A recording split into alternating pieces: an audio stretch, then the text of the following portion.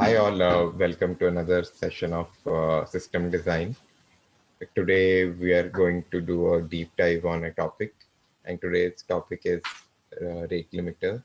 Dipali is going to moderate it, and she will be going through this rate limiter thing, and audience can also chime in between where they want to add their input. So with this, I would like to give it to Dipali. Over to you. Uh, uh, Thanks, Asim. So today we are going to design a rate limiter. Rate limiter is basically a system which is used like almost in every system to limit how the user is going to be able to make requests to our API server. And there are many applications for this system. Few being like one of the most important being like to be able to like serve request by not by using whatever resources are available to the server, which is like limited and needs to be handled carefully, because client can make like thousands of requests to the API server, and because of which it can be overwhelmed. So it's very important to like limit or control how the user should be able to use the system. So the like few examples can be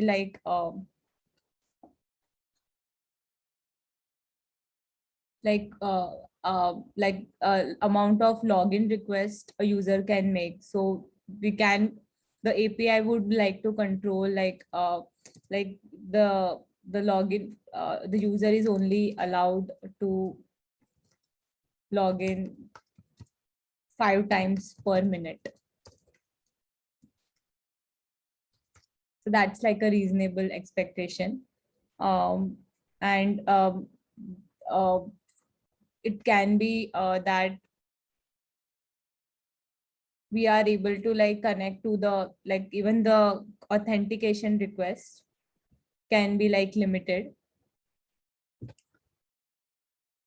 because if this limitation is not in place, so in that case there can be like a denial of service attack where the genuine users can be like denied to the application to access the application. So like lot of companies use this like rate limiting servers to limit the access to their APIs.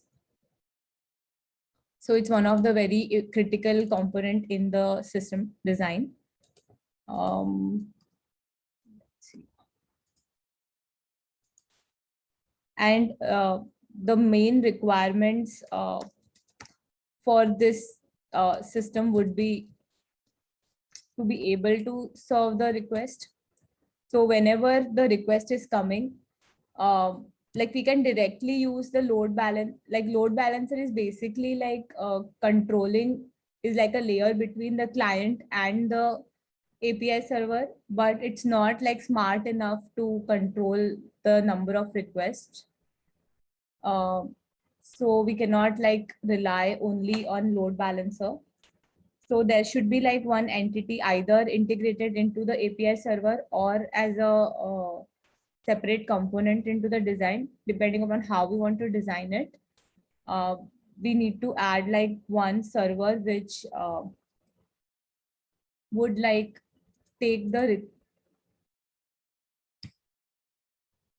which would take the request from the client and make the decision whether that request is allowed or denied, and inform the API server of what the decision is. Based on that, API server will uh, either like allow it or reject it.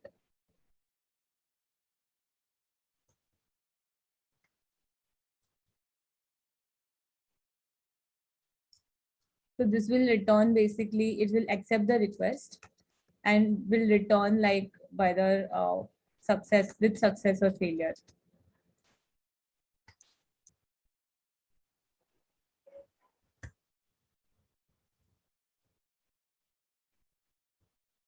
And the system specifications for this would be it should be like very much low latency, because we do not want our request to be like delayed because of this decision making process taking like too much time. So this should have like low latency, and depending upon the scalability, it should be like scalable enough, because it's not that we want to like only serve specific set of users or specific set of servers. It can be like any number of servers which are distributed. So so these are some of the non-functional requirements that we should be taking into consideration while designing the system. Can I add a couple of things? Sure. So first thing is that when you say success or failure, right?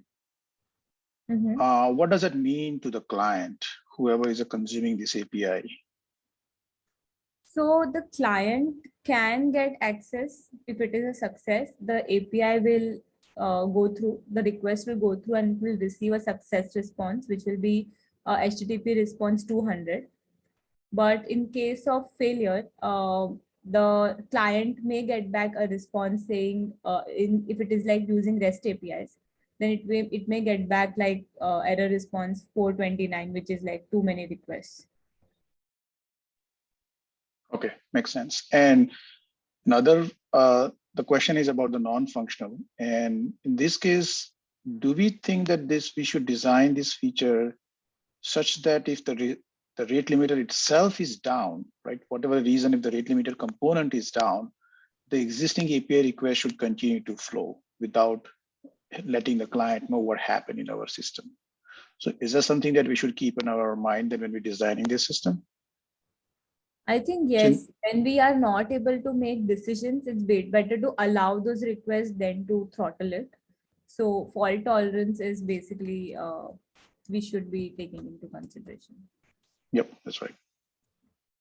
Because we do not want our APIs to not go through. It's like false positives are better than like throttling everything. Yeah, it depends on what kind of applications also, right? Sometimes like allowing a request may mean like making a or like shipping an item where, so if it's a costly thing, you don't want to take a chance. Yeah, and I think you're right actually, because in this case, if this is imagine that this API is monetizable API, right? So in that case, we do not want to have this to continue to go through if that's the case, right? So yeah, that's a good point. Yeah, makes sense. I mean, yeah, Yeah, ideally it should be like highly available rate limiter, because it's used by the another highly available likely the API gateway. So, but like yeah, we should always design for resiliency. So which means what happens when the rate limiter is down. Yeah, we can get to that. Yeah, okay. But it's a good non-functional thing to think about now. Okay, so now that we have our requirements in place, basically like high level what we want to design is, so if you think about like high level design of this,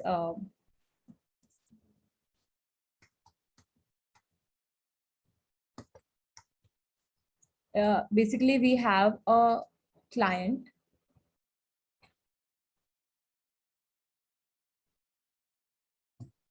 who is trying to access our API. And this client can be like sitting at anywhere, like it can be like a mobile app or web. So it can be like anything.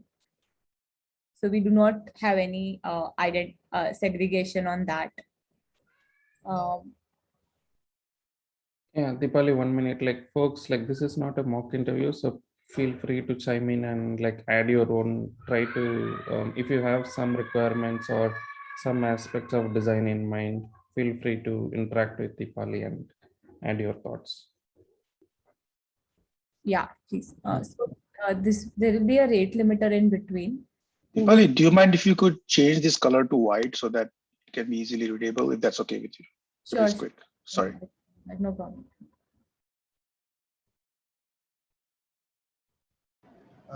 One question, the strategies that we are going to use in our rate limiter, um, will they be part of our requirements?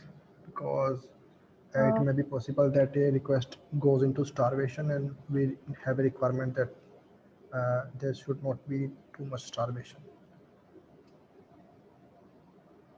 I did not get your question actually.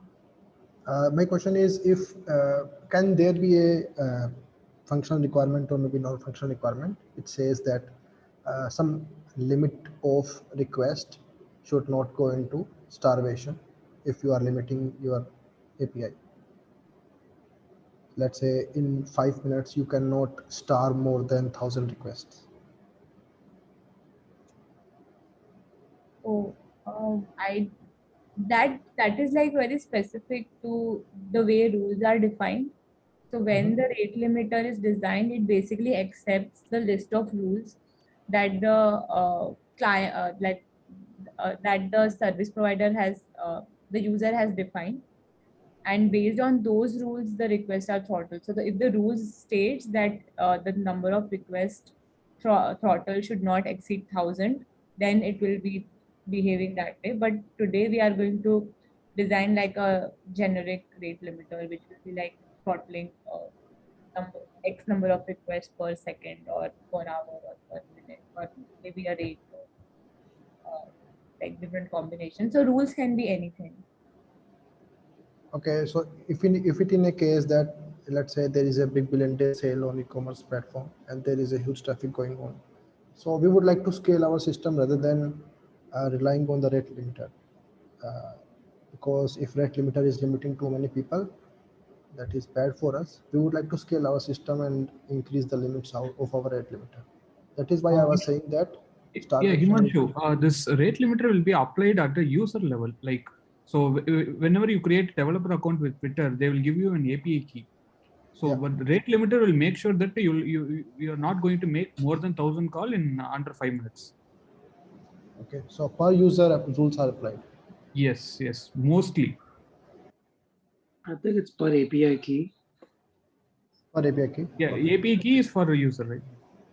Okay, we can say per API key, maybe user, maybe client, all the same. Yeah, client. Yeah. Okay. It can be So session space also, like a user logged into a session for like 5 minutes. In that 5-minute section, he can place this many requests. I've not seen that kind of scenario, but mostly with the developer key only, they will throttle the number of API hits. Yeah, it's API key. The user token that user uses to create the session.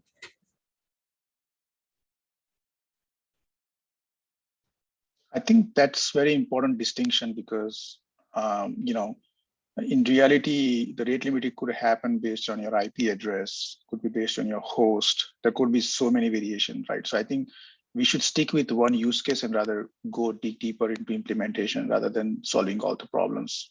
So I think this is a good distinction to have it. Generally like multiple levels like IP address or user, like let's assume it as for now as user and proceed. Like in general it can be applied at multiple levels. Yes. So right now we are solving for the registered users who has an API key, or the user which is doing an auth, like logging in from the form. Is that what it is?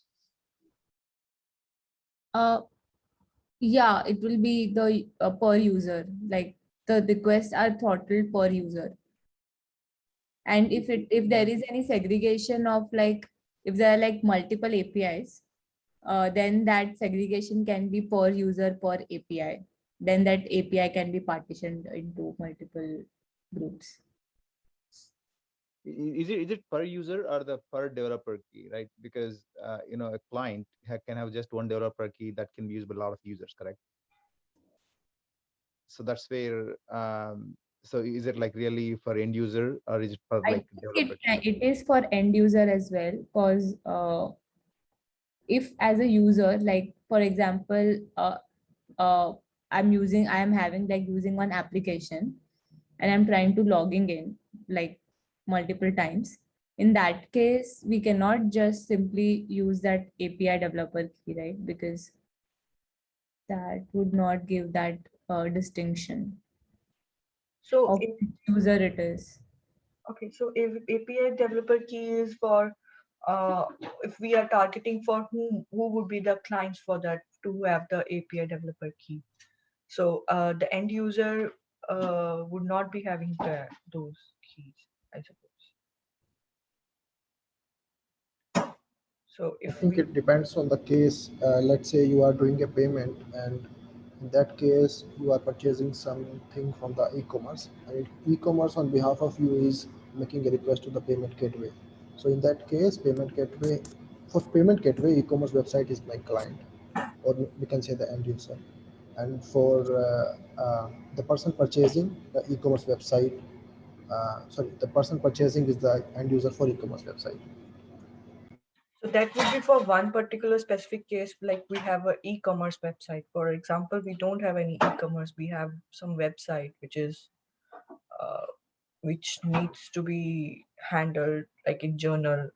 We don't want to be have so many hit to our even to hit to our website that it will be go down. We don't want to go down that as well because of so many. So how would we able to know that to distinguish between who's a client for us, like if the same client is hitting the same server again and again? Right. So I think API gateway, right, is kind of a generic service, right? So it doesn't. So you could use API gateway. You could implement any APIs, right? So and then each API can have multiple developer keys depending on who is developing the client, correct? So from API gateway perspective, I guess it makes sense to like rate limit a specific developer key, but internally within that API is like is it a user ID, specific user, any other identifying information that's like an API logic itself that API gateway may not have a good idea about. So I think that's why I tend to believe that the throttling or the rate limiting that API gateway does it at the developer key, not really at like end user level. Yes. I Yeah. was Yeah, in of typical system, what happens is what I've seen is that it's combination of client and the server, because it's kind of like the way it works is a client is not really an end user. Are we talking about? There's so many subsystems that goes in between that if you hit the rate limiting, let's say for example, then the client has to retry it. So that's where they implement the logic of exponential backoff, where it will retry after a certain time if that happens, and that is bound to happen because of so many other reasons in between. So yeah, that's what I've seen. Yep. Yeah, I think that makes sense, because even like API gateway building and everything, right, based on how many API calls you make from the client, things like that, right? So specific client implementation. So from that perspective, just so it sounds like it's mostly about just the client using developer ID doing rate limiting rather than actually end user user ID or something like that.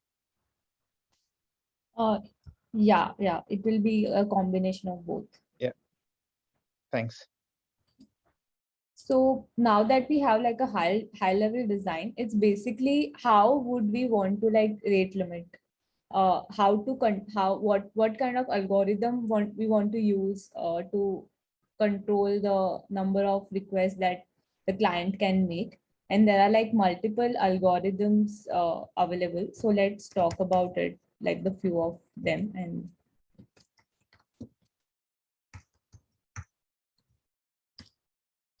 so one of the like famous one is bucket algorithm,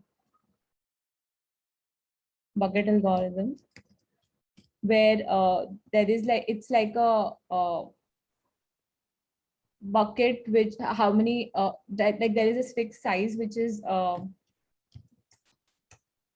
defined, where like how as to how many requests are allowed, and at what rate the bucket is going to be refilled. So it can be like the bucket is allowed to have 5 tokens and it will be refreshed each minute.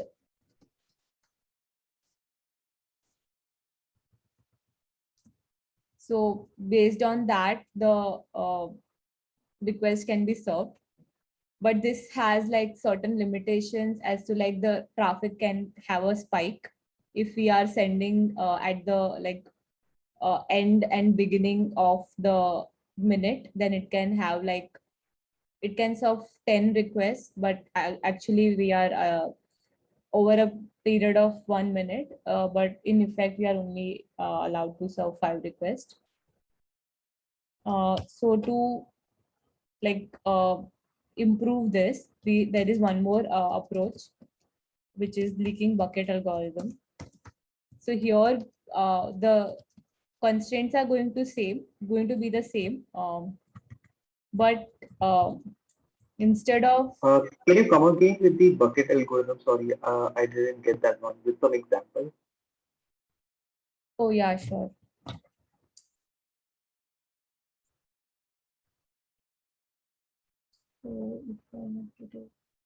So for example, client wants to send the certain request, and there is this bucket which has like a tokens. So we have like 5 tokens which are allowed. So whenever the client is making the request, it's basically like using these tokens from the bucket. So, and this bucket is allowed to have like so as long as the client is bucket is having the tokens, client can make requests. So, and this bucket is refilled each minute, like 1 minute. So client, suppose it sent request at 1 second, like we are starting from 0 second to 60 second. So at 1 second, client made a request, so 1 token is used.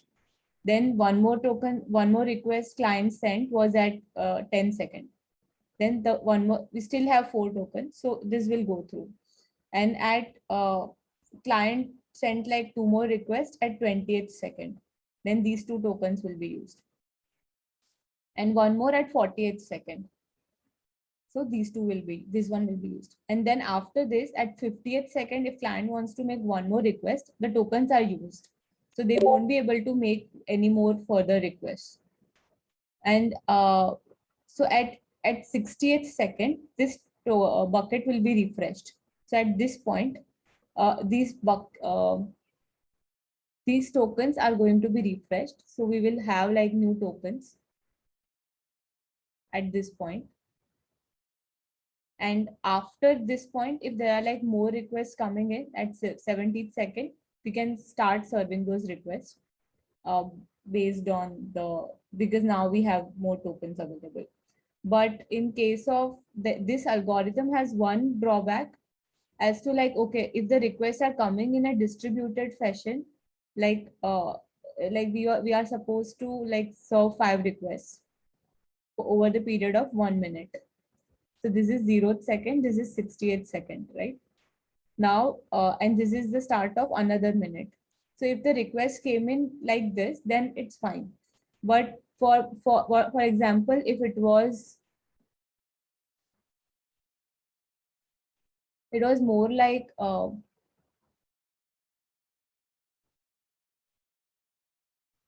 the requests are coming in. I'll take some other color.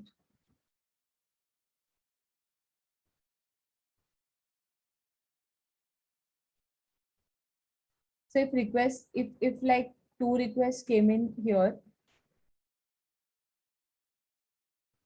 like all the 5 requests came in here, okay, in this time. And at this point, the tokens are refreshed, right? So another 5 came in here. So within this is like a lesser 1 minute window, right? Still like lesser than that. So in this 30-second duration, suppose this is 70th second and this is 50th second. So between this 20 seconds, we served like 10 requests. That is not allowed. So this can lead to like spikes in the. So if you draw a graph of it, it can lead to like these spikes in the traffic in this bucketing algorithm.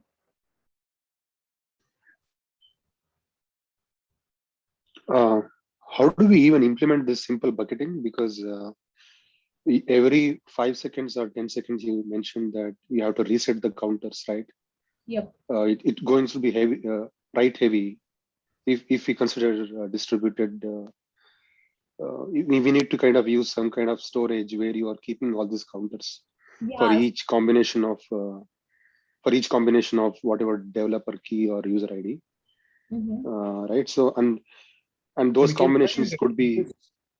So these can be, yes, it can be write heavy, and that is the reason we will be using cache to update this rather than storing it in the database, because that will be like write heavy. So if it is, it's like a hash map key value where we will be having like a user and user hash and the counter that it is having.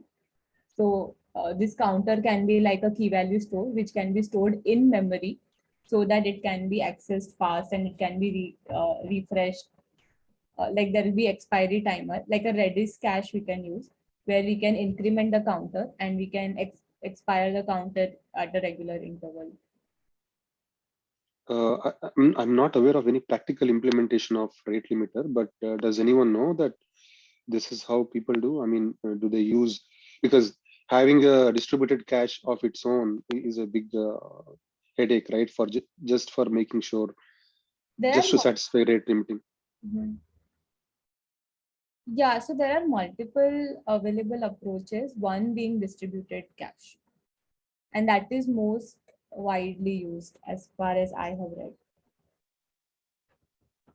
Yeah, and I think I believe that other algorithms that you're going to talk maybe later, I think even there the same solution we need, right? We need some kind of persistency, either it's memory or disk. We need some kind of persistency where we need to remember these counters, whether it could be other algorithms that you'll be discussing. Actually, I would like to prefer to have such a design that there is no need to store anything in memory or maybe a database. So if some of the algorithm does not store anything, that's the best.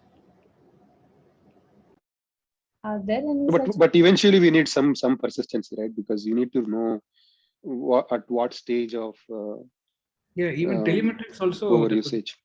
Yeah, to send reports. So for these things, somehow you need to log it somewhere. Yeah. So yeah, we need certain. I mean, yeah, we can keep refreshing it, but we need to store it to begin with. Otherwise, we won't be able to make decisions of how many requests we have served and how many more we can go. And another question is, where does this component sit in the overall design? Is it after load balancing, or is it like a layer on top of our, or it's a API gateway, or is it near to our backend servers? Where does this sit?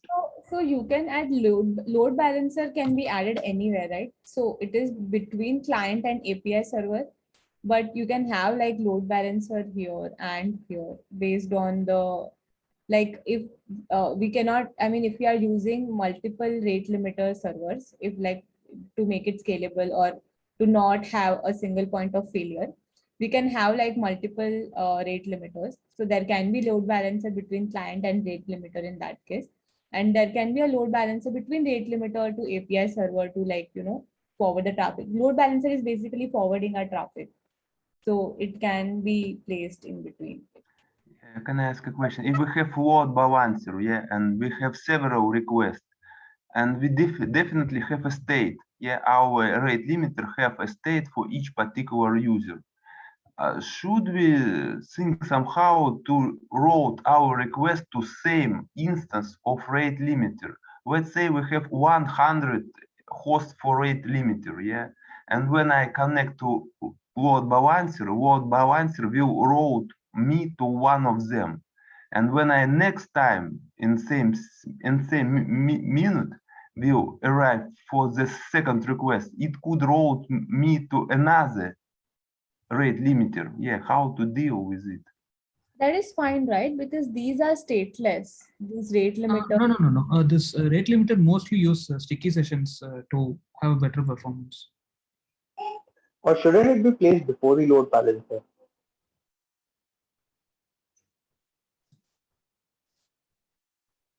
I don't think before load balancer it's possible. At the load balancer level,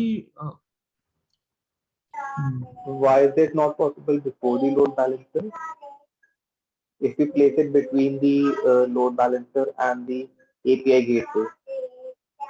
Generally, load balancer rate limiter is added at the API gateway. It's the first thing that the client sees so that it doesn't have to go anywhere else.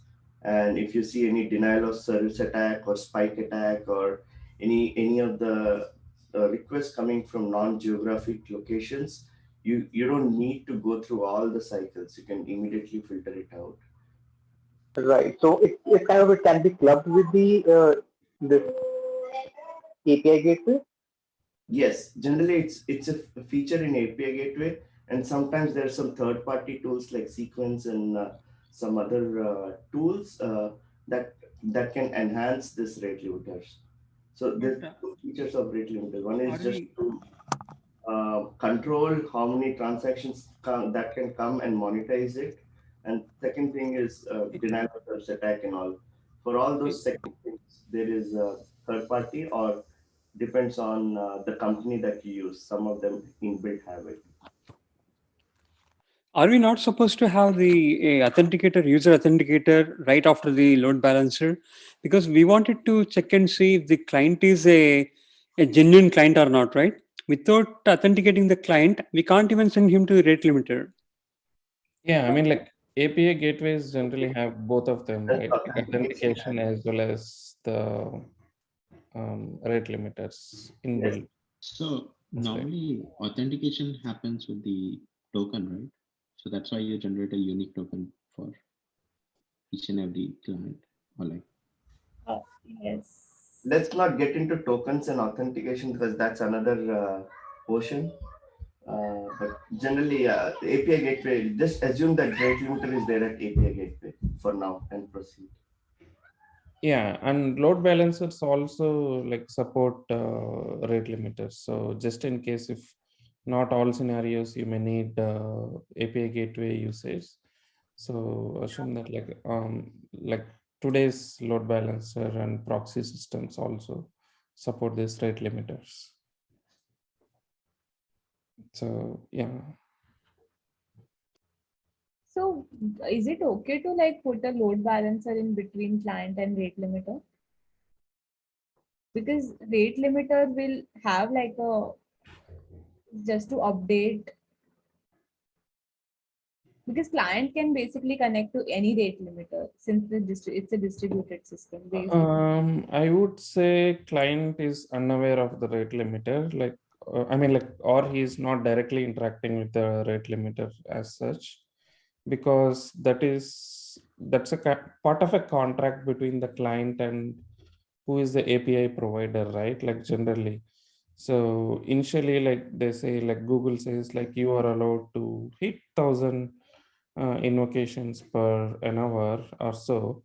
So that's part of the initial contract when you agree to use that API in the first place. So, so generally, like this is some kind of limits have been specified if it's a famous API. So apart from that, like I would say client is unaware of how it's where it's placed and how it's implemented in the internals. So it's up to the person who is dictating that this is the rate we are going to offer based on the amount of money like that you pay for using my API or something.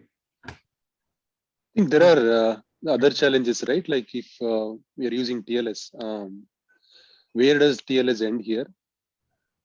If TLS is ending, does it terminate TLS on rate limiter? If that Is it the Not case? rate limiter, but it will terminate after the load balancer sends the request to, like you use HA proxy or something, right? Or FPG. After it goes to that layer, the TLS will end.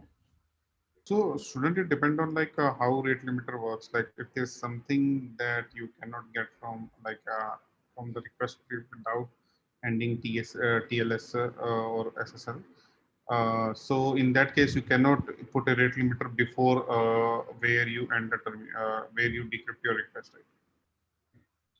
It looks like this definitely has to interpret the packets, right? Because you guys are talking about a developer key and all those stuff. So it definitely has to intercept the request. So it has to understand what is there in the packet. So in that sense, it has to end TLS before rate limiting. Yes. If my understanding is So right. just to give an example, like we have a third-party application wherein we hit. So what they have done is they have created different users. So for one of the users, the scenario was the user can send only 10 requests in a minute. Then they created another user on top of that, which was a power user. So power user was quite expensive, and if you get that license, in that case, you can send 50 requests per minute, right? So instead of giving it per client or per developer, what they do is they create different users, and based on your subscription, they define the rate limit.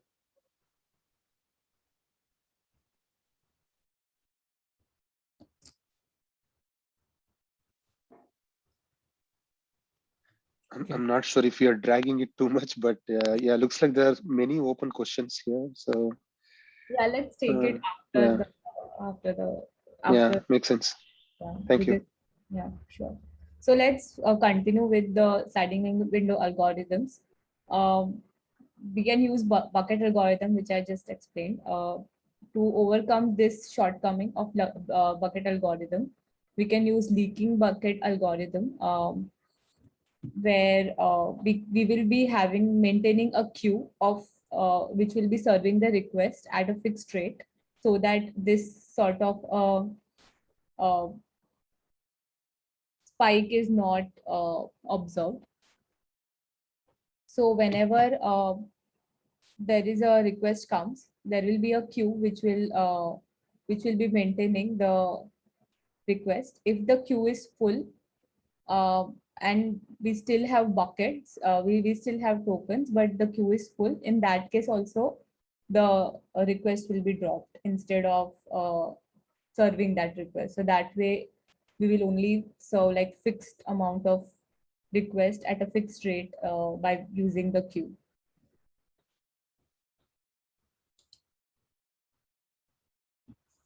So there are multiple such algorithms, which but I would not be talking about all of it. But like this is like a brief idea about how we can optimize it. So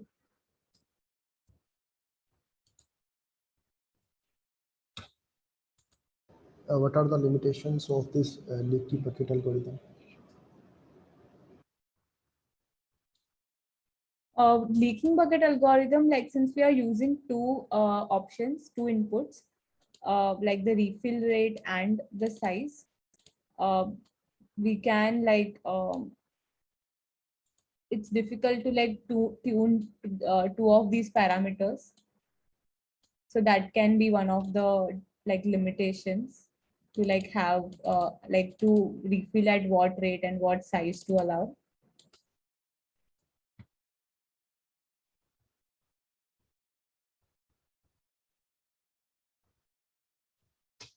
So what is the advantage of this leaking bucket? We can have like a constant, we can evenly distribute these requests. So if whatever spike we were observing here in this area will not be happening in leaking bucket, because like we are in addition to maintaining a bucket, there is a queue that we are using. So if my queue is full, like initially we were just using these tokens, and as long as I have these tokens, I was serving the request. But like since I just served these 5 requests and added it to the queue. When and then these tokens were refilled, right? At the 50th second, I got 5 requests. I served it, added to the queue. And my 60th second is over. I got 5 more tokens. At 61st second or 70th second, I got 5 more requests. But my queue is still full, like serving the previous requests. So I will not allow these requests. I will drop these, or I will this will be dropped because the queue is full. Only when the queue has space to serve this request, this will go in. So this uses little bit extra space that can be for queuing the request, but so that can be one more disadvantage too. But can we use counter for this? Sorry? Instead of using the actual queue, can we use counter for this? Yeah, I think that counter can also be used. Yes. If we use HTTP, what should we put in our queue? Yeah, I mean, we have HTTP request to our rate limiter. Yeah, what should we put in this queue?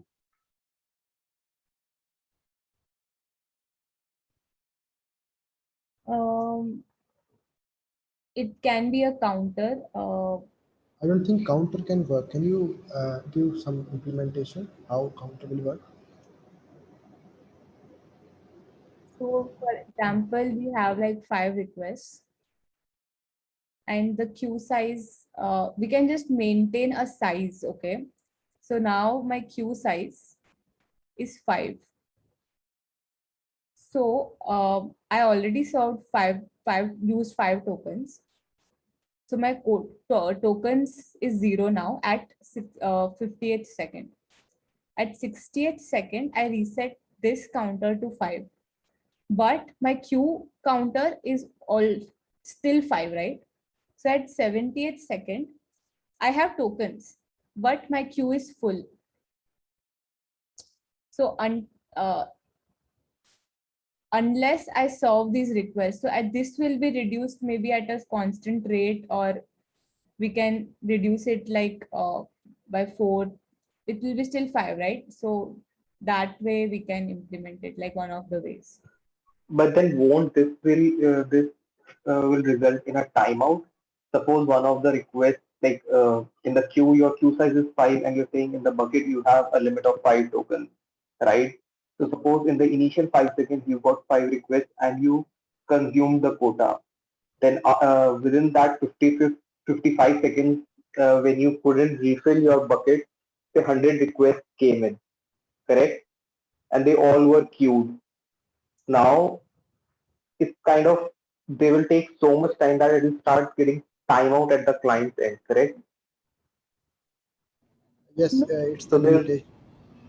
It's a limitation. It's starvation of request. Okay. Again, so we are not supposed to serve those requests, right? Like if 100 requests came and I'm only supposed to serve 5 requests, then I'm not supposed to even enqueue that. Okay, you are queuing only 5, right? Yeah. So suppose after 5th second, between 5th and 7th second, you got 5 more requests. So you enqueue them and they will be served at the 64th second, correct? Between 5 and I won't be, right? Because my queue is full now. I can only have 5. Yes. Your queue became full at 7th second, correct? Correct.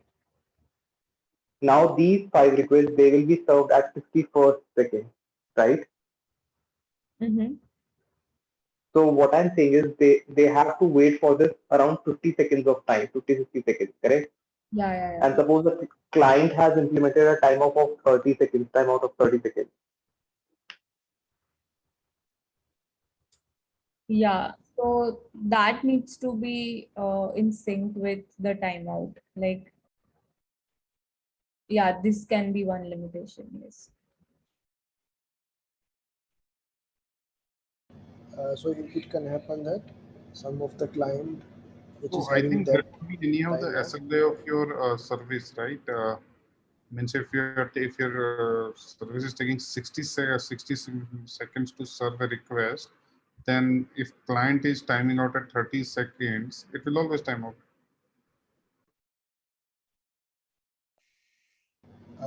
Actually, if the client is having some timeout, then client will retry, right? And if client will retry, it can be possible that each and every time the request sent by that specific client will be resulting in an overflow of bucket. So even after retrying, the client will not be able to get the request back in Yeah, that case. then client has to use exponential backup strategy with the jitter, random jitter. Yeah, Otherwise, it will fail. yeah, we can discuss that. Yeah. One question I have regarding this rate limiter technique. So if you're maintaining, so are you maintaining this bucket and queue for each user? And if yes, in that case, how will you scale for 1 billion users? So this queue is, as we said, it can be a counter. So it need not be like a actual queue. So if we store, when we are storing it in memory, it will be a key value store.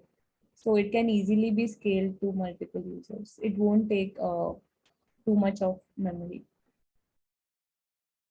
It will be like storing a hash map in memory. Key will be like user and the value will be the counter. Frequency map, you mean? Yes, user ID hash of user ID, and value will be a counter and the timestamp. Maybe.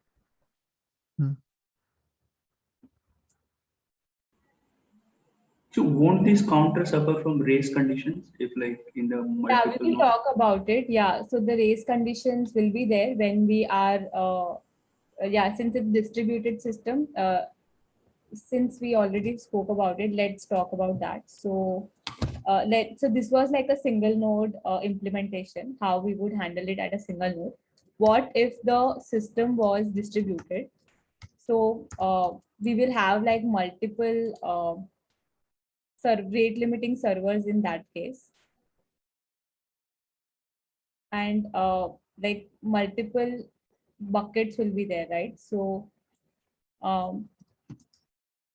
there will be like bucket 1 for user 1. There will be bucket 2 for user 2, and there will be bucket 3 for user 3. And all these 3 users will be sitting in a different server. All these buckets. And then, for example, we are we can serve like 4 requests per bucket. So all of these will have like 4 tokens. So if all the users are like making 4 requests at that second, then the limit is to allow like 4 requests, but instead of 4 requests, it will be like 12 requests served if you look at it that way. So in that case, these users have to communicate with each other, since it's distributed system, that how many tokens each bucket has used so far and how many more are allowed to use. And based on that, they'll keep updating their buckets. So for example, bucket user 1 is making 1 request. So it will update its bucket to 3. And user 2 is using like 2 tokens. So it will update its bucket to 2. And similarly, user 4 will update its bucket to, if it is making 1 request, then it will update it to 3. So now bucket 1 has 3, bucket 2 has 2, and bucket 3 has 3 tokens. But overall, they have used 4 requests. Like bucket 1 has made 1 request, bucket 2 has made 2 requests, and bucket 3 has made 1 request. So ideally, this should be throttled. The user should be, furthermore requests should be throttled at this point. I mean, the same user is making these requests, then it should be throttled. So in that case, what can be done is these will, like these servers will be able to communicate with each other. And while updating the bucket, it will also subtract how many tokens were used by other servers. So if bucket 2 has used 2 tokens, and one token was used from bucket 3, then this will update. So this was 3, right? So bucket 1 will update. Okay, it will reduce 3 tokens from its. And for bucket 2, bucket 1 used 1 and a bucket 3 used 1. So it will reduce 2 tokens from its count. And similarly for bucket 3, it will reduce 3 tokens. So at the end, after communicating, they will update it to 000. And for this communication, it can be like there are multiple communication protocols that can be used. One being like mesh, where each bucket can talk to each bucket. So B1 will talk to B2 directly, B2 will talk to B3 directly, and B3 will talk to B1 directly. In that case, it will be like this system we can use, but it won't be scalable.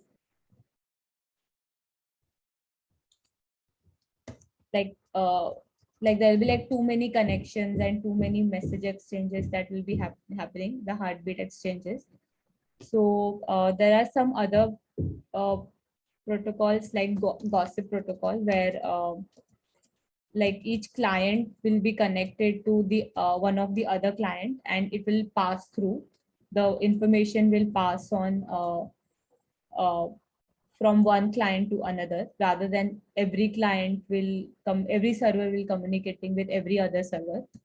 So like many companies use this, like Yahoo uses this in their implementation, rate limiting implementation.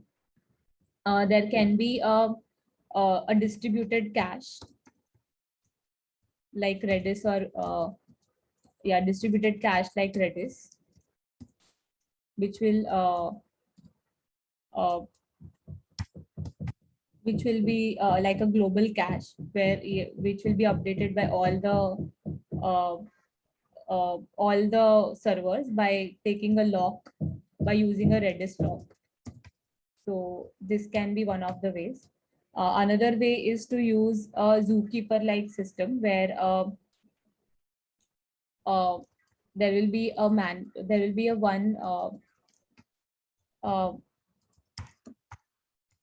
controller which will connect to all the servers and like get all the information and make those decisions for rate limiting. Yeah, can we discuss a bit a difference between gossip and mesh? Let's say that we have 10 hosts, yeah? Does it mean that even in gossip, each host should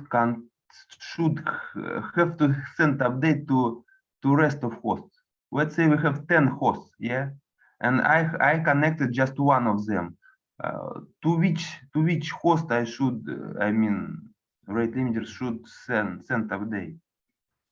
So I think I think gossip protocols are like Paxos, and they are like the standard implementation. So I'm not fully aware of these protocols, but I can chime in here. So the main difference is in gossip protocols, right? So instead of trying to communicate with all the nodes, each node, what it does, you randomly select some small subset of nodes and you communicate your state. Okay, so if you do this right, randomly a small subset, after some time, eventually all the nodes get information from all other nodes. So this way you kind of reduce the communication overhead, but still kind of all the information converges eventually. Yeah.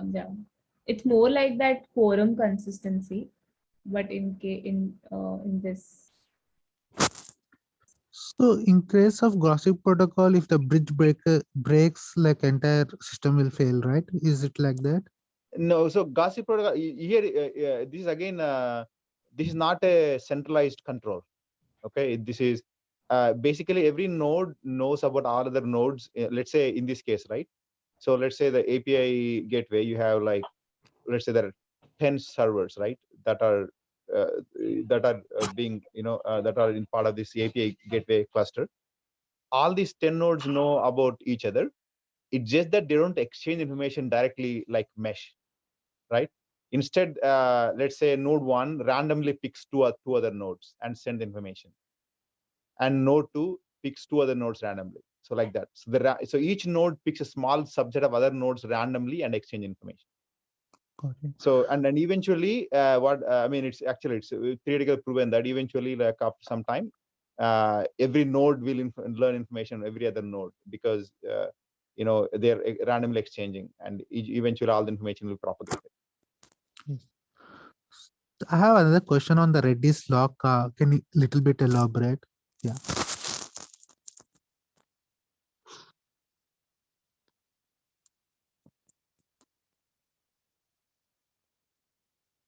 So sorry, what was the question? On Redis lock, how we are maintaining a lock on the Redis and how it is useful in this rate limiter. So if I understand correctly, so the Redis lock is, she was talking about, you have one master node that has the full information about like how many tokens used, right, for this specific API. And that information is maintained in the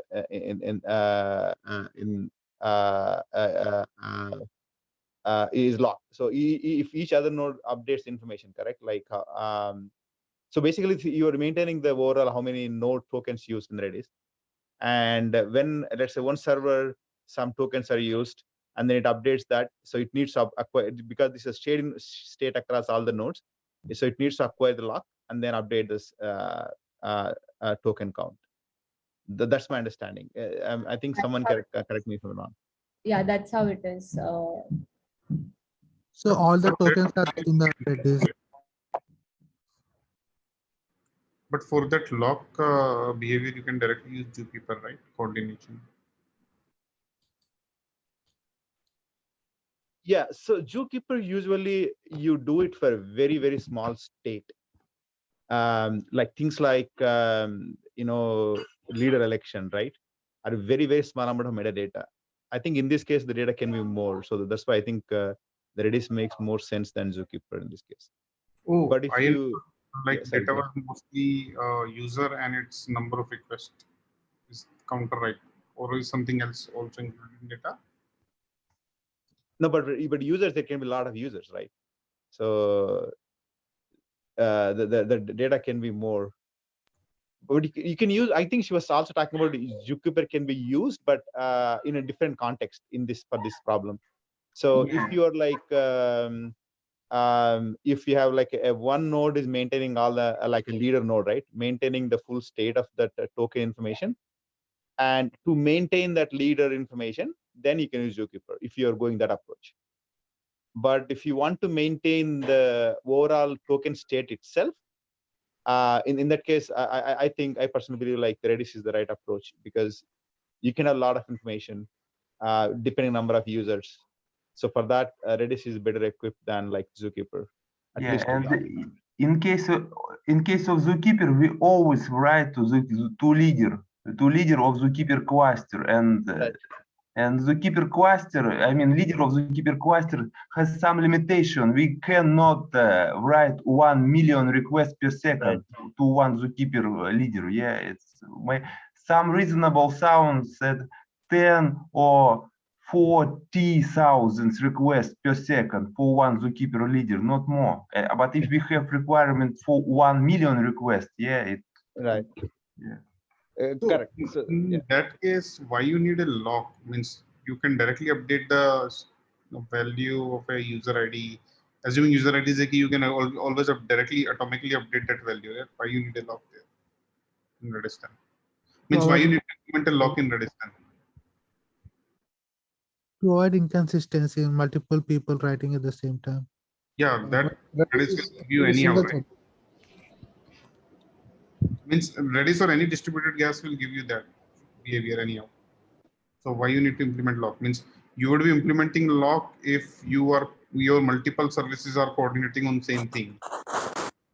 Yeah, so in this case, the token information, correct? For the same API, we're talking about like for same API key, right? If multiple servers are doing the rate limiting, right, in the distributed case, So, and if you are maintaining that the token information in the Redis in Redis, then that information will be updated by for specific API key. The multiple number of servers will be updating the information in Redis. So in that case, I guess that's why you need the lock. You acquire the lock, you update. And then other nodes. One question is there is like what means I'm not clear what information we are storing against the token. So if I understand correctly, what Deepa is explaining was that the token themselves will be local to each node, but number of tokens consumed are being are the ones that can be put in the Redis cluster. Yeah, so means like what I'm trying to say is Redis supports counter out of the box, right? So you don't need to take a lock on that. Means that's the guarantee Redis will give you, or any other distributor cache which provides you counter like increment or decrement on the key on the value will give you, right? Yeah, I guess that's also true. I mean, if they guarantee, right, like the counter, even if accessed by multiple servers, if it guarantees that you can update without any concurrency issues, so that should be fine too. So yeah, means my question is like that depends on in which configuration Redis is running at, cluster mode or master slave. No, master slave will get the challenge. In cluster, anyhow it will work fine.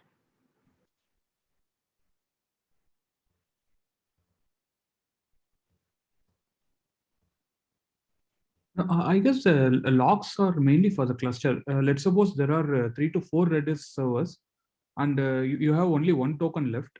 So one thread comes up and picks one token in one of the servers, and the other thread comes to some other server, and it is not transmitted to the other services, and you are allowing one extra service to be one extra thread to be accessing that API, right? So yes, but Redis is single thread. No, the request I meant. Let's say there are 3 nodes of Redis, and request 1 comes and picks up the token from the bucket for the developer key, and at the same time, so the same token is available at the node 3 as well. So another service comes to node 3 and it takes that request also. But your request has but your token has already been taken by the request A. It has not transmitted through. So what Redis does is it puts locks on all the nodes and then it allows the token to be picked up. Sorry, like just my question is maybe I'm understanding it wrong. Way I think was Redis was you were using Redis that against a developer key we have all the token in the Redis stored in Redis. So if a server request comes to server 1, it will check with the Redis whether it has a token available, and if it has a token available, just decrement it. Yes, right? yeah. So are you assuming that Redis cluster? So no, in a single node Redis, whatever you're saying is okay, but that could be I'm explaining. So one user for means the question is user means per user 5 requests, right? Yeah. So one user will be anyhow if it's using a DHT, one user will be anyhow in one node. It won't be spanning across the nodes in the Redis cluster anyhow, right? So all the requests for that user will go to single node. Maybe there is a replica for a failsafe. That's a different story. But let's not assume that. In that case, all the requests will come to that. Let's say cluster has 7 nodes. It will come to second node.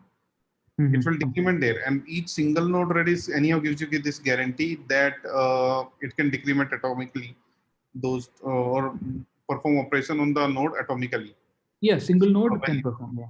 So means I'm like what I was trying. Maybe I am missing something. Means I thought I was missing something in terms of why we are using Redis lock.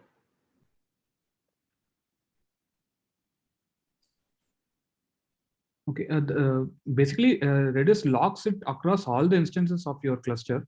So yeah, maybe in the interest of time, we can take this outside, or maybe towards the end. Deepali, do you want to continue? Like with the plan that you had in mind?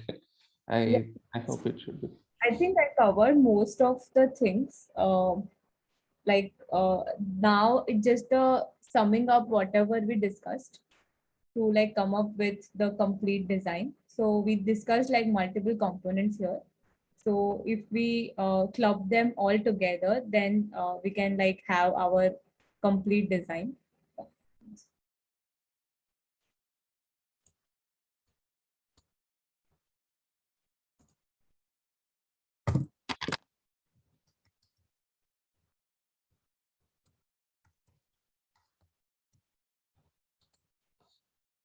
So this will basically be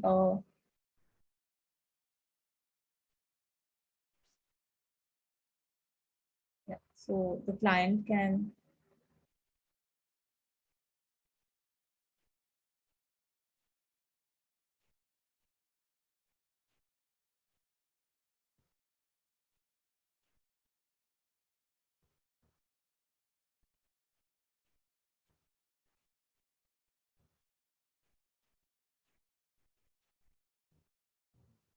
so this there can be like multiple client interfaces. So that is why we are using this.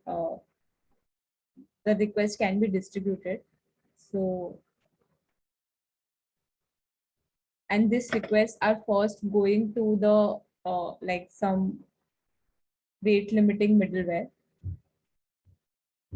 As we discussed that we cannot like directly expose the rate limiter to the client. So it will be some rate limiting middleware which will be forwarding the request to the rate limiter. And this will be updating the Redis. I mean, say we discussed like a lot of options of how to how it can be implemented, and from all of these, Redis is like the one of the best approaches. So I'm going ahead with that.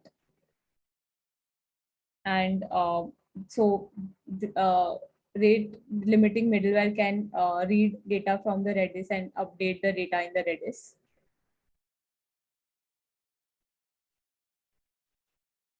And based on the response or decision at this rate limiter,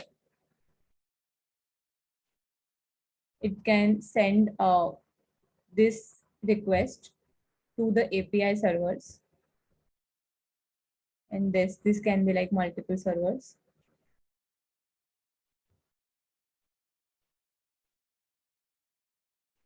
And one more component that will be that is like very important component is the rules that are defined. So there will be a database where the rules will be saved as to like what all limit that needs to be set per user, or it needs to be per API. So in this and so this rules database will be accessed by like worker threads to update, because these rules can change over the time. So these worker threads will be like working in the background to fetch these rules from the database and update in the cache, which this rate limiter can access.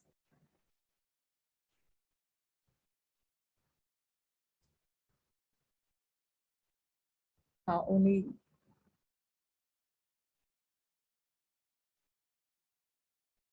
yeah, and based on this decision, either this can be a success result, but if it's a failure result, then we have two options to either like drop the request or like enqueue it for serving it further. In that case, there will be a queue here that we will be maintaining. And at the same time, we will be like returning HTTP response 429 to the customer, to the client, to inform that there are like too many requests. And in case of success, we will be returning response 200. So this will be the final design of the whatever based on whatever we discussed. One question here, like what is about the cache one, like below the rules W1, W2, I see. Yeah, this cache is basically for accessing the rules faster. So customers can define the rules as to, okay, like today the customers have defined, given as a set of rules for rate limiting, like 5 login requests or 5 authentication requests or 100 transaction requests. So we will be storing it in the database, but the rate limiter cannot always keep checking as to what the if there are any changes, like for example that file has changed and there are like new rules added or existing rules have been updated. So for that, to constantly like up to keep the rules updated, rather than accessing it from the database directly, we can use like multiple worker threads in the background, which will keep on checking for the new rules and keep on updating this cache, so that this cache is always updated, and we can directly use this cache as a reference to make the decisions for rate limiting. Sorry, what is about the cache, that one? The middle between rules and cache, there is a window. That's what. Threads. Oh, worker threads. Got you. So I have a question. Why fetch the rules from cache each time? We can also check for some checksum of the rules instead. Maybe hash code of some kind. Yeah, that would be done by the worker thread, like that logic for updating the cache, right? If there is a difference in the checksum that gets detected, it will be updated in the cache. So for us, we just have to read those cache rules. Yeah, I have one question more. Can we use sticky session here somehow? I don't know, but if you know, if anyone know, can we use, we discussed about different communication protocol, but we probably don't need them at all if we use sticky session, yeah? Can we discuss about this? Sticky sessions, are you saying TCP versus UDP? Yeah, it means that, yeah, please go ahead, yeah. Yeah, I mean, like, I think he's saying, Deepali, like the same user going to the same server. So essentially, like you are not like load balancing across different servers. So if the same user goes to the same backend server, so That it's can like be counting. that can be doable, but I don't think that will be a scalable solution. Yeah, I mean, usually what the systems at the client side, like while making REST APIs, it's stateless. So we do not like have that sort of stitching, I think, usually. But that can be done. There's no harm in doing that. Yeah, I mean, like even in that case, like we should be prepared, like in the event the server to which the same request is going, if that goes down, some other server needs to take the responsibility for that user, right? So essentially, you still need to have some distributed mechanism like this one, even with the use of sticky sessions. But Yes. you are leveraging some of, like you are reducing some of the overhead there. Nikolai, I don't know if that answered your question. Yeah, yes, thank you. Yes. But sticky will always take it to the same server always, right? It won't distribute to the others. Yeah, it won't, but like what happens if that server to which the request is going goes down? You still need to handle that client, right? So you need to have the state somehow stored so that like you can rebuild, like the other server can, to take over that request, they should be able to rebuild like or get to know what that user has done previously. But I think that we are storing in Redis and Yes, yeah, in this case, yeah, it will be Redis. so maybe not sticky, but more appropriate term would be affinity of a given request to the same server rate limiter instance to which it earlier went would be high. Yeah. Also almost same only, right? Affinity to the particular server. Yeah. What I'm trying to say is like in sticky session, it has to go to that. In Affinity, if that server is, that rate limiter server is available to handle the request, that will handle. Otherwise, it will go to some other server. Near a server. Yeah. Yeah, maybe same thing. Yeah, you can say that. Yeah, and one more important thing is to like make this cache like sorry, make this like uses distributed cache, which will be replicated and uh, partitioned using consistent hashing. So that's like very important. So that's why I thought of One it. question here. So what is the Redis cache doing? Like the small, I may miss, but yeah. So Redis cache is basically updating the what the limit we have reached so far and how many more requests can be served for that user.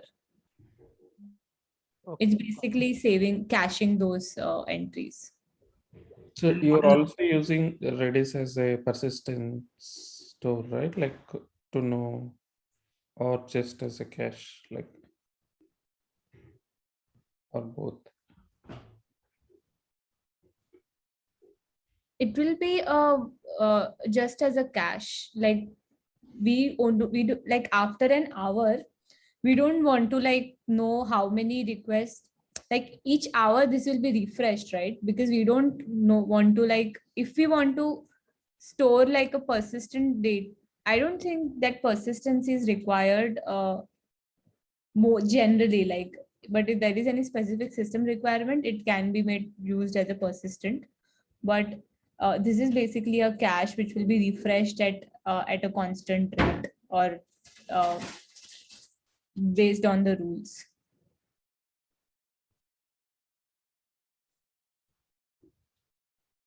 I think I'm thinking that maybe we still need to have a NoSQL database behind the Redis. Redis we use as a caching, truly a caching, database, but still we need to have a persistent data store behind it. No, Wanted to run any kind of analytics on the system. Yeah. That is a good idea. But that will be like a write back. So it will be mainly updated in the cache, and at a regular period of intervals, the database can be updated for further purposes. Redis also supports But persistent. we can also do like Right. monitoring. This can be fed to the monitoring system to check whether the accuracy is there in the rate limiting system. Why are we using database as our logging aggregator? I think these are logs only. Sorry? I think these are this is logging data, logging and monitoring data. Yes. So there are particular technology available for that. Then why are we storing those logs in database? We can use Elastic DB also here. I mean, it can, yeah. I mean, we don't need to have any index, or maybe we don't need to query it, right? Yep. So why use a database?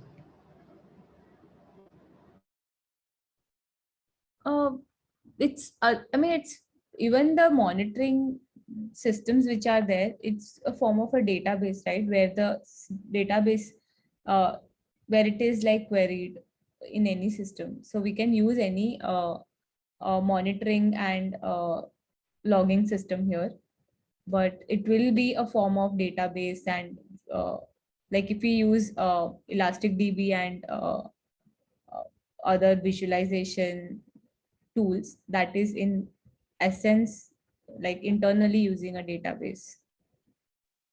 It's very subjective. I think, say, if you're talking about an online library system where you are only allowed to read, say, 3 books per hour, having to store that information into the backend, at least the business would know how many of those users are actually only strictly limiting to their 3, but not going beyond that. Or they're trying multiple times. Can we sell this product to them, maybe, as a paid package, something like that, to run any kind of analytics behind the scenes. I think that should be a NoSQL database, maybe ElasticDB or NoSQL, but may not be completely logging. I mean, again, it is very subjective, what is the requirement, whom we are building the system. In my experience, I use my company use logging in order to find the users who are hitting the API constantly, and malicious users, basically, like who are intentionally hitting the users, and we are monitoring on that and blocking them in the future. Yeah, I think remember this API, this hits, every API hits this, correct? So this has really fast. So if you want to do like monitoring and logging, I personally believe it has to be done outside, and it has to be done like not for every request, maybe kind of a sampling every, periodically just sample some data. So, Otherwise, like right, you'll be slowing down the data path, right? so write ahead logs, I think, is the most suitable for this purpose, because we have data which is coming with time, and we would like to query on time only, and sharding of data if required. So we would partition it on time basis. Yeah, some kind of time series database for storing this. Time series database. Yeah. But I think normally that's designed as a separate component, not part of the rate limiting itself. Rate limiting has to be really fast. So no database should be in the part of rate limiting. Yes.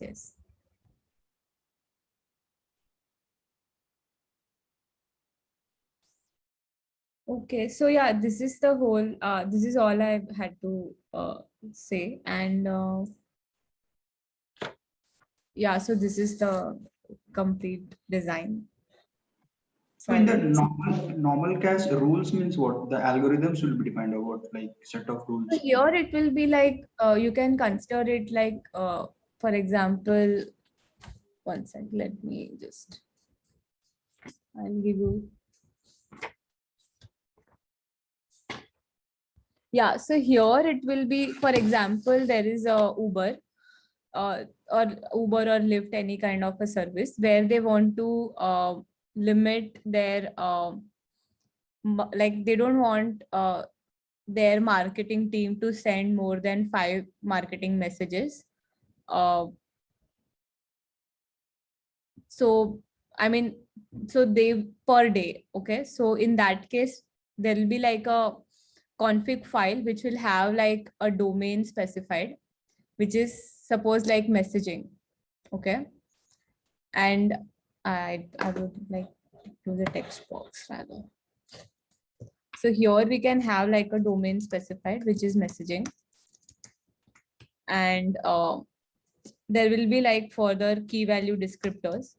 I mean, this domain and all is just an information. The main logic is this key values. So the key will be message type value for marketing. And for rate limit, so this is what we are interested in. There will be one rate limit section where they will be specifying, okay, what is the unit of rate limit and how many requests per unit we have to serve. So this will be, for example, 5. So this shows, so this is the part rate limiting function will use, that okay, they will not allow more than 5 messaging requests per day for marketing. So this is how the files are defined. This basically rules is like a database which contains all this information, and it can be changed by the customer at any point of time. So this can be stored in a file also. Why need a database? Because there can be multiple rules. It cannot be, we don't know how many rules or how many APIs they want to support. So these rules can be per API level too. So then you can have a per API level file then? Yeah, then it needs to be partitioned. I mean, yeah, in either way, we need to store it. So one question I have, what is the what are you expecting in terms of how frequently this rule will change?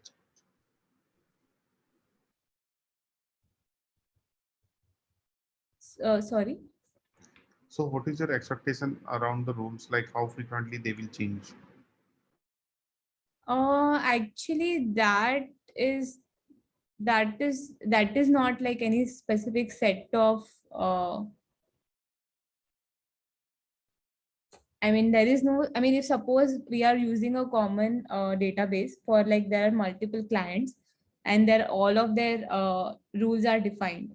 So there we do not have any regular interval where it will change. So that is why these worker threads are constantly checking the rules in the background. Because client can just update their file. Okay, I want this much based on like if there is a spike, then they or high traffic and they want to like if with 50 requests they are not able to like limit it properly, so they may reduce it further to 25 or 100. So I think that rate of change is not defined as such. Means what I'm trying to say is, let's say if the rate of change of rule is also high, then this worker thread will put a additional stress on the rule system because they will be reading and it will be changing there. And then cache will also be frequently changing its value. So effectively the advantage which you are getting from cache might not be that much which we were expecting originally. So it means what I'm trying to say is my question is, does the design of this cache, the worker threads and rules, this or design changes based on how frequently rules are changing? I in general rules won't be changing that often if we look at it. If once we define the rules, there will be like very minimal set of changes that will happen. So I don't think this cache will be like updating the cache will be a overload. But if that happens, then the number of threads can be adjusted based on the overhead. But So the system will eventually remain the same because we are supposed to use the cache. If we keep using the directly from database, and that will be slower and we cannot accept that latency in rate limiting. Yeah, but modern database like Mongo, like Oracle, Postgres, they support change data capture. Yeah, and we can just subscribe for change, not to pull that database for some interval. We can just subscribe for changes, and database will inform us if something changed. Yeah, then that should be fine too. Yeah. Worker thread anyhow will put additional nodes still on the rule system, like even though there's no change. Means what someone already just suggested, like rule system, it's better if rule system will notify the cache that there's some change. Yeah, that is one way to look at it also. Yeah.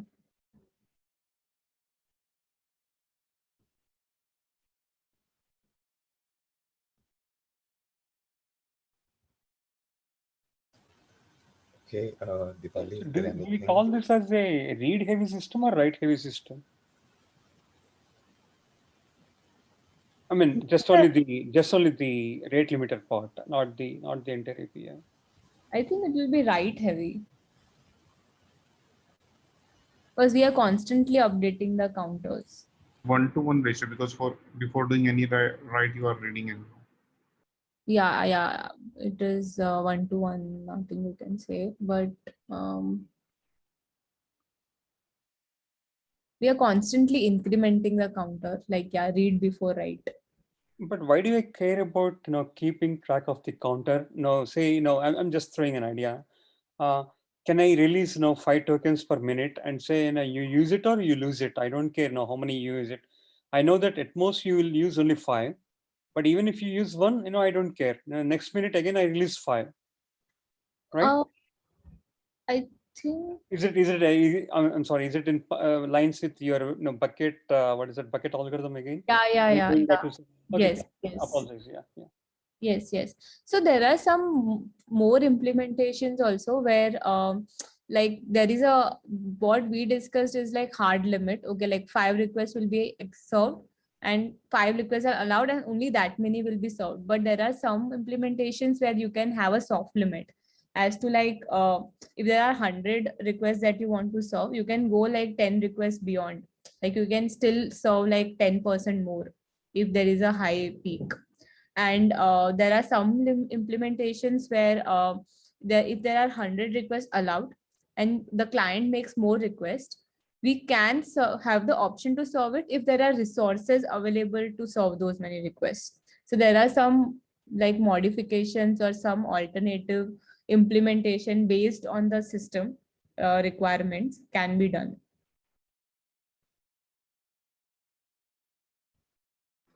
One more question I have, like in case of that queue-based approach,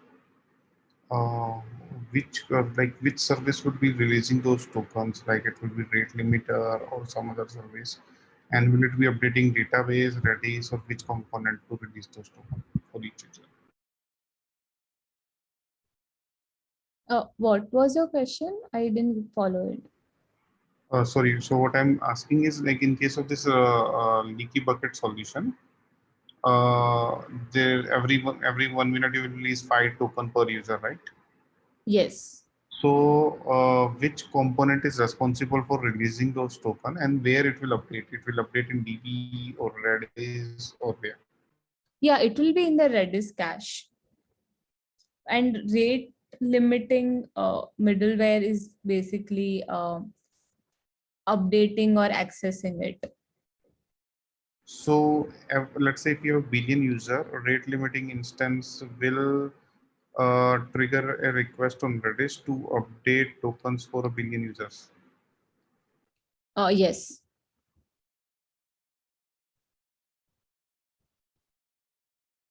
And based on the availability of tokens, it will basically declare decide on API success or failure. Like it can check the Redis cache as to how many buckets are, how many tokens I have. If there are tokens, then serve the request. If not, then decline it. So the tokens are stored in Redis cache.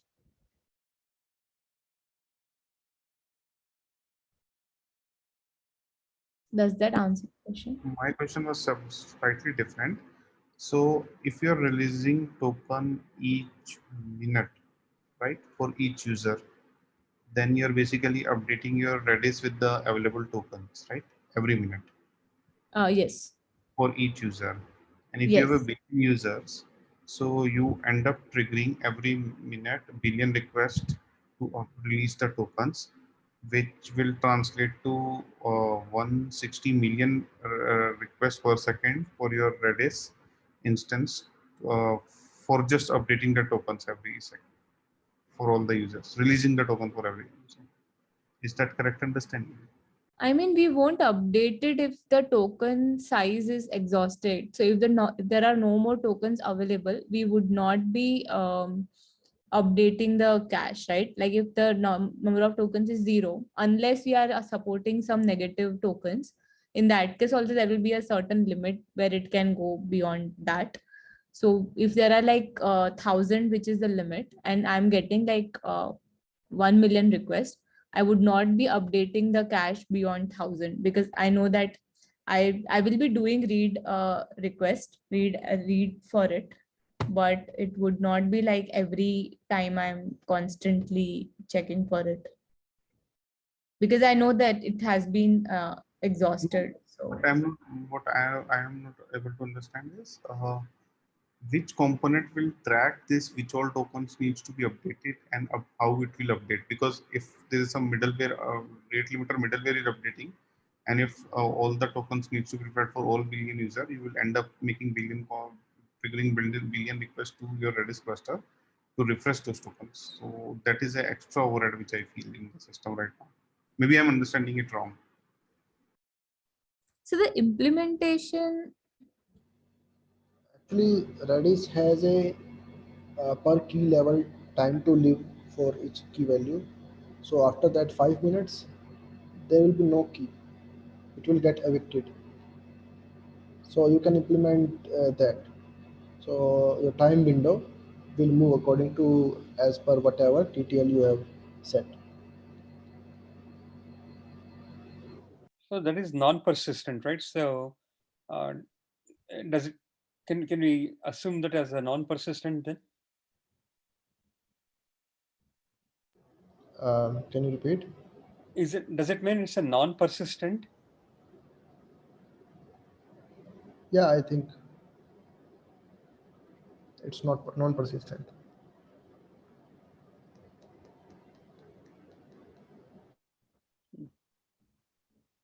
I think, yeah, so now we can end the session if there are no more questions.